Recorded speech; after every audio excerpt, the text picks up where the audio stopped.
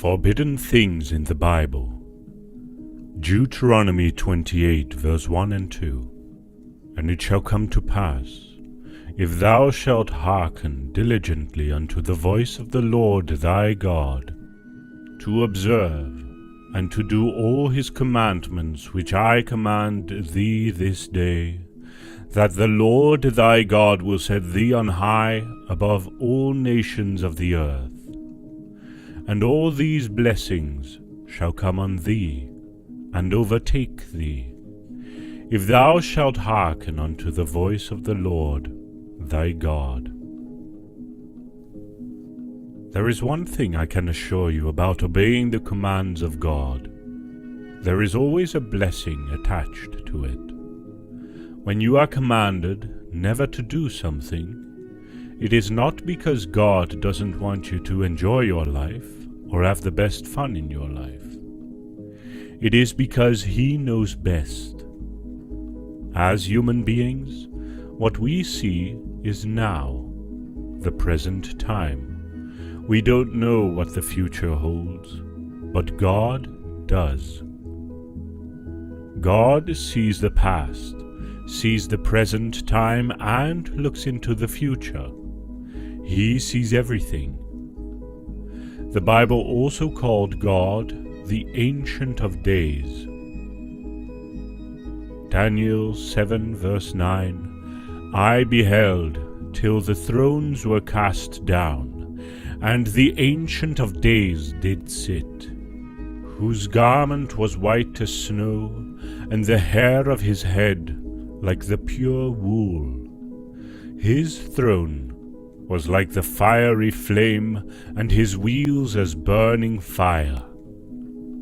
Do you know why God was called the Ancient of Days? The simple reason is that He has been here before the earth was formed, and He still will be here after the earth has been destroyed. God is everlasting. He knows everything. There is nothing new to Him, and when God says, don't do this or don't do that, He is not trying to be like a mean father. He is just warning us based on what He knows. It is in your best interest. My grandfather served in the military for decades, and he always used to tell me, if you are forbidden to do something, it is because someone has done that thing before and it didn't end well. They are telling you this because it has happened before and it didn't end well. When you are driving on the road and there is a sign with a speed limit, you are forbidden to exceed that limit. It is not because they don't want you to enjoy your fast car. It is because people before you have exceeded that speed limit and it has caused arguments. Generally, notice I said generally, if there is a law in place, it is typically for your safety. My grandfather also taught me about seat belts. When he was buying his first car, getting a seat belt back then was a luxury add-on. A seat belt back in those days was not a necessity. The first seat belt law was a federal law, Title 49 of the United States Code, Chapter 301, Motor Safety Standard, which took effect on January the 1st, 1968. That required all vehicles, except buses, to be fitted with seat belts in all designated seating positions. There are many forbidden things in the Bible, and if you start talking about each of these things, there will not be enough time. We can start with the first 20 commandments given to Moses. These commandments are the foundation of the do's and don'ts of the Christian life. They are not outdated. Jesus said Himself that He did not come to change those commandments, which means they are very valid. Some Christians always say that those commandments are in the Old Testament and we are in the New Testament. They use this excuse to sin. Jesus did not come and cancel all the commandments, and you must follow them. The things you have been forbidden to do, you must not do them. They are for your good. Matthew 5 verse 17. Think not that I am come to destroy the law or the prophets. I am not come to destroy, but to fulfill. The first commandment also forbids us from doing something. Exodus 20 verse 3. Thou shalt have no other gods before me. Idolatry is a sin like no other, and it is something that God takes seriously. Look, there are people who have gone this way, and it did not end well for them. God forbade this when the children of Israel worshipped other gods, even after God single-handedly saved them from the land of Egypt. They forgot about everything God had done for them, and they started making gods for themselves. Imagine a man making a golden calf. You saw the whole process of them making the golden calf, and yet you go ahead and worship the work of a man. That is what they did. Idolatry is simply placing anything before God. Is God first on your list of priorities, or His second? For some people, He isn't even second, or third, or fourth, or fifth on their list. Imagine you had a child that only ever contacted you when they wanted something from you. Under no other circumstances would this child contact you unless they want money from you. How would that make you feel? Too often we treat God like this. We only ever contact Him when a crisis happens in our life, or when we are sick, or when we need a blessing, or when something traumatic happens. How do you think that makes God feel? The God who loves you, the God who made you. God needs to be your number one relationship. People often think idolatry is bowing down to a statue in the middle of a forest, or worshipping the devil with some secret group. But that is not exactly true. An idol in your life is anything you place above God. Whatever you place above God is your God.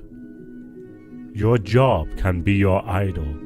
Your boyfriend or girlfriend could be your idol. The sport you love and the team you support could be your idol. Money could be your idol. At what lengths are you willing to go to earn more money? If you are placing your wife or your husband above God, you are making them become your idol, and it will not end well. God is telling you not to have other gods because they cannot help you. How can something that is very limited help you? How can you replace these things with the Almighty God?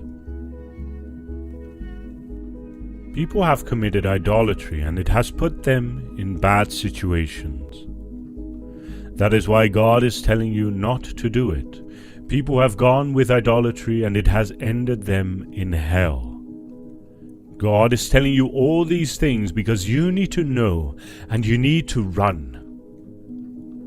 The second forbidden thing that God has forbidden us to commit is sexual immoralities.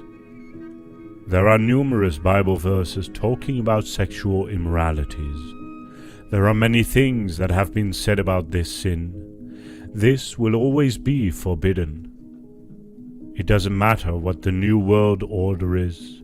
It doesn't matter if no one in the world is following it. Sexual immorality will forever be a forbidden fruit that no man must taste.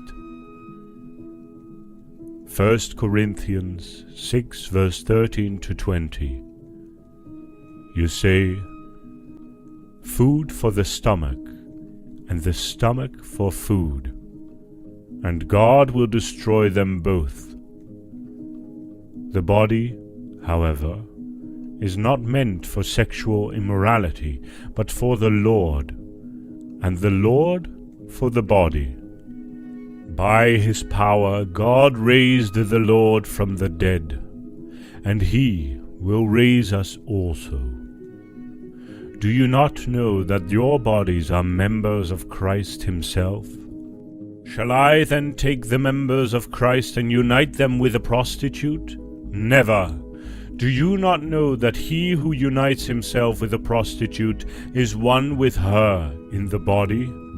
For it is said, the two will become one flesh. But whoever is united with the Lord is one with him in spirit. Flee from sexual immorality.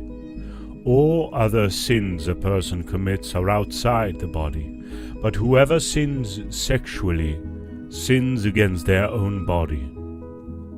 Do you not know that your bodies are temples of the Holy Spirit who is in you, whom you have received from God? You are not your own. You were bought at a price. Therefore honor God with your bodies. Sexual immorality is not forbidden because God doesn't want you to enjoy it. No. If you look at what Paul said about sexual immorality, he said, if you sleep with a prostitute, you have joined yourself with them. You have become one with them. And that is not just about the physical, it is also about the spiritual. When you commit fornication, you destroy your body, the temple of God. Part of the 10 Commandments given is, you must not commit adultery. This one is talking about being faithful to your husband or wife. The Bible said many times that wives submit to their husbands, and husbands must love their wives, and the matrimonial bed must be kept pure.